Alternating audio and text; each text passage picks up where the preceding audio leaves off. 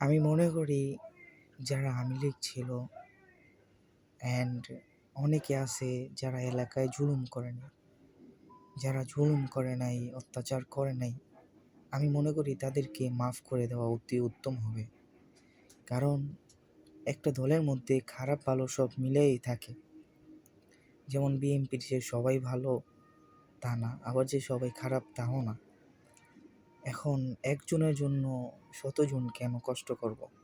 আমি মনে করি শুধু জুলুম অত্যাচার সরাইতে চায় তাহলে বাইচা বাইচা যারা অত্যাচার করে নাই তাদের নামে মামলা বা তাদের সাথে জুলুম না করা হোক।